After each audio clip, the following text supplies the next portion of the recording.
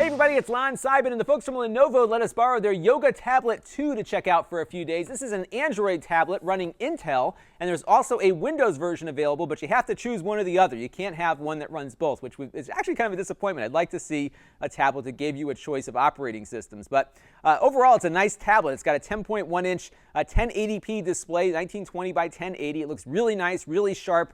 Nice pixel density on it, runs this 3D Mark benchmark quite well, as you're seeing, and we'll take a look at some of those benchmarks in a minute. Now, one of the things that I've been looking at, I've looked at a lot of tablets lately, and they're getting kind of boring. There's really not a lot of variation in design. Things have just kind of been stale. I mean, the hardware and the technology is certainly improving, but in many cases you can buy, especially on the Android side, you can buy a tablet from one manufacturer with the right chipset in there, and it performs and looks a lot like something from another manufacturer. So Lenovo's made some design choices here, which you may or may not like, but they are different, and I think it's worth pointing out. So the first is that there is this really big tube here, and this is where they put the battery. So this is a 9,400 milliamp hour battery. The battery life is really good. I've had this thing out of the box pretty much for 4 or 5 days. I've used it a little bit, poking around with it a little bit, but I haven't really, killed the battery yet, which is pretty surprising. I haven't even plugged it in since I brought it home. So they say you can get about 10 to 12 hours of usage out of it, depending on what you're doing, and I believe that because it's definitely got some weight to it. It's 1.36 pounds, and as a result, if you're holding it from this side, it doesn't feel so bad, but if you hold it from this side, you can definitely feel the weight kind of bearing down on your hand. So you definitely want to hold it like this. Of course, if you are a righty or a lefty, you can just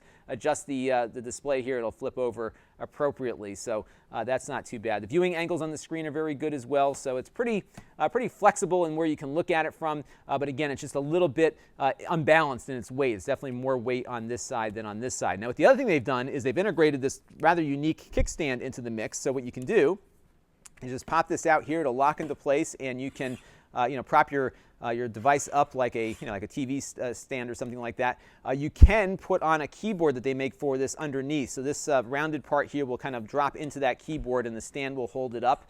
So you have that option available to you as an add-on. You can also, of course, angle the metal plate here downward a little bit so you can get a nice typing angle and kind of adjust it to your comfort level. And then what you could do is lock it in all the way in the back position here, and then hang it off a hook. So if you have you're doing some work in the kitchen or something and you don't want the device on the work surface, you can just hang it up from something and just let it hang. That's kind of a unique design feature there as well. So they've done some interesting stuff given the fact that they've got all this weight and this big tube here to kind of add a kickstand built into it. It's rather sharp. It's metal, so you can definitely, I don't think you can cut yourself on it, but you might want to be careful that you don't scratch up a desk or something with it. It's got 2 stereo speakers here that are rather loud, so they're, it's not the widest range of sound in the world, but they're certainly adequate, so you can definitely hear pretty far away from it. It's got a nice throw to the speakers. You have a headphone jack over here and the power button here. Not much else, actually. There's a volume rocker here, the power button's here, and then you've got USB for charging, but also OTG, so it is able to do that. It does not have an HDMI output, so if you wanted to plug it into a display here, you'd have to use mirror casting. You can't plug it in directly, which is a bit of a disappointment. Now, it does have an Intel processor on board, and you saw that 3D Mark benchmark running.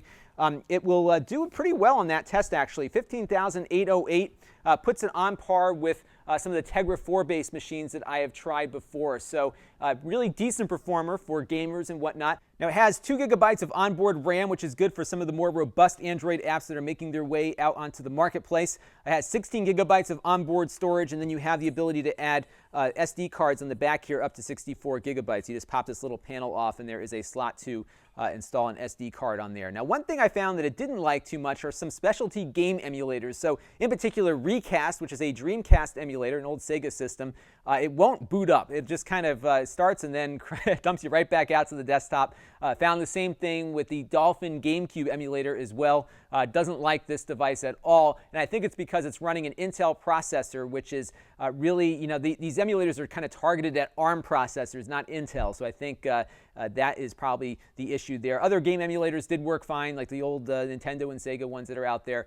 Those work well, but when you get into the more specialty stuff that has a little bit more processor-specific logic, I think you're going to run into some trouble there. XBMC, though, runs just fine. In fact, I can go browse my HD Home Run, which is a great little digital cable tuner that I use here in the house, and I can just select my Fox affiliate, for example, and it pops right up and starts streaming right away here. So really, really nice experience with XBMC. We even played back Blu-ray MKVs without too much issue, provided you have, of course, a good Wi-Fi signal. So that is the Lenovo Yoga Tablet 2, and I think this is better as a tablet that you put somewhere and kind of leave and watch versus something that you carry around with you, because it does have a rather odd shape and size, and as a result, the weight is kind of imbalanced on it. So I found it's really not all that comfortable to walk around with and kind of use like I would use perhaps my iPad, just kind of holding it in my hand and poking around as I'm walking around the house or whatever.